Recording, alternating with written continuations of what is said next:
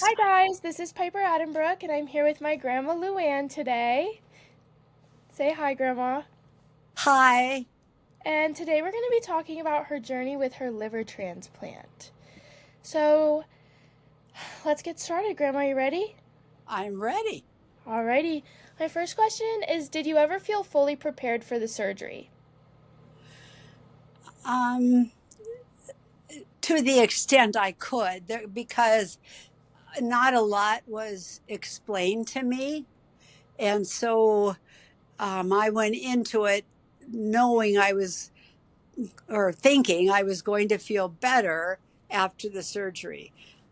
But I had no idea how long the recovery would take. Okay. Yeah, that sounds. Yeah. How long did the recovery take?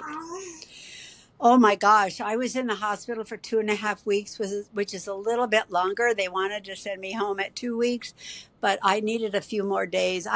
We were down in New Orleans alone, which is where I had my transplant. Yeah. Um, uh, my husband and I, Piper's grandfather, and I just didn't feel that he was going to be able to take care of me. I just felt very weak, and I was extremely nauseated. Yeah. Well, I'm sorry, Grandma. Alrighty, my second question is, what was your worst fear during this journey? That I would leave people by dying, that I would leave people that still needed my help in some way in their life, whether Yeah. it was grandchildren or children or my husband. And as it's turned out, he needs a lot of help. Grandma. Okay, question number three was, what was the hardest thing to get used to with the new liver? The fatigue and the itching was still present. I was told itching is a very common side effect of liver disease or liver failure. Yeah. And I itched continuously. Nothing helped after the surgery was complete as well, and I was extremely fatigued. I could sleep standing up. I never napped before the surgery, and I could work all day and go to sports events of the children and grandkids, and still come home and take care of the house or fix a meal. I couldn't do that anymore. It was just difficult to maintain any kind of energy level. I'm sorry, Grandma. Question number four is, do you feel any different before versus after the surgery? You kind of just touched on that, but like, is there anything else that like has drastically Yes, changed? I felt like I was living on borrowed time. I felt that way for a long time, that I had been given time, and I I was living on borrowed time. If this would have happened 50 years ago, I would be dead because there wasn't the technology and the transplanting that was taking place to save people's lives. So I did feel somewhat differently, and I tried to look at each day as a gift, um, because of the extra almost 9 years that I've been given. I'm very happy for those 9 years. Alrighty. Question number five is, what brought you light in all the moments of darkness? Well, I I remember laying in the hospital and being in pain. It was a vicious cycle. So they give me a tramadol, which I was allergic to, and nobody figured that out, including me.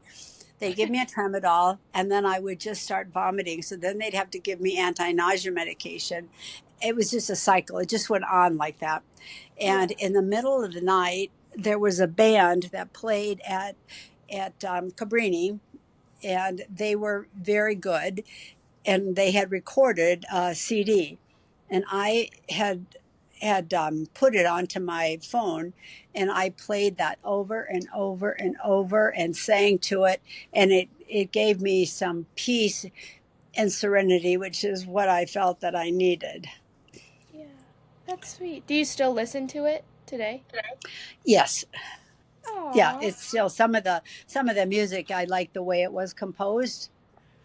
That's so So yeah, sweet. I do. Music was a big help, and it was also a big help. all of my grandchildren came down, some for longer periods of time than others. For some, it was clearly a vacation. They went on a swamp tour and played in the pool. Grandma, I think you're talking about me. And one grandson, there there really wasn't a whole lot of room in this apartment. He slept in the closet, but it was so nice that he came down. Was that So Sam or yes, Rad? it was rad.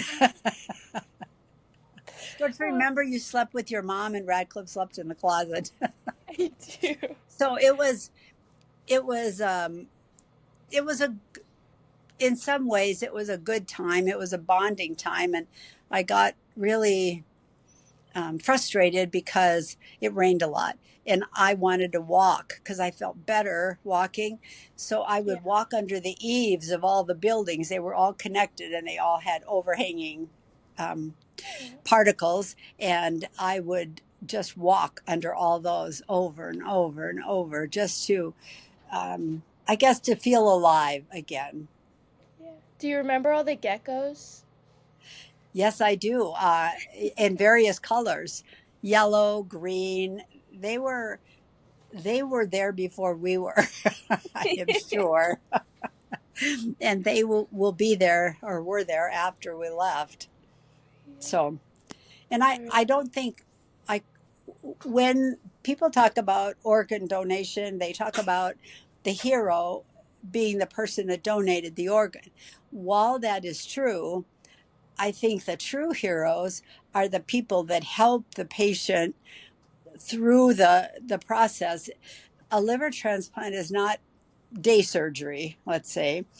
And even though my daughter, Sarah, had a liver transplant as well and was out of the hospital within a few days, she had complications. It's not a slam dunk operation or recovery period. Yeah. So my heroes were my family, and I had so many cards that people sent me, flowers, markers, crayons, and my sister Carol hung the cards all over the apartment. There were probably 200 cards. So it was very, very nice. That part of it was.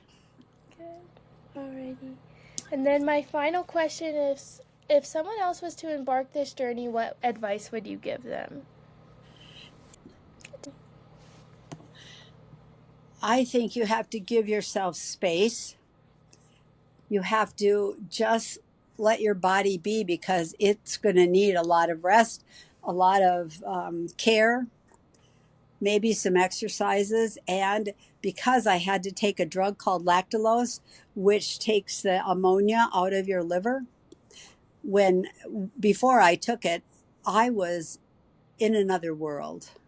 The the ambulance had to come and get me once, and the ambulance driver asked me what date it was and who the president was. And I remember thinking, these guys are not too smart if they don't know what day it is and they don't know who the president is, because clearly I did not know. And the other thing, if you go on this lactulose, which most patients have to do, um, carry some Depends with you. That's very important Yeah. because food just goes right through you, and that's part of the drugs working, I guess. Yeah. So I was diagnosed. Well, I went to the doctor in February of 2015. My liver numbers were high. I never gave it a thought. And she told me to come back in May. Why I decided to go back, I don't know. I usually ignore that. So I went back, and then I ended up in the hospital with a biopsy telling me that I had alpha 1 and that I was going to need a liver transplant. And they tell you very nonchalantly, as if you had strep throat and they were going to give you an antibiotic. I mean, it was a tough journey, and you go through it by yourself. You have support, but you're going through this by yourself. Yeah. So that's my story. Thank you, Grandma. You're welcome. I love you.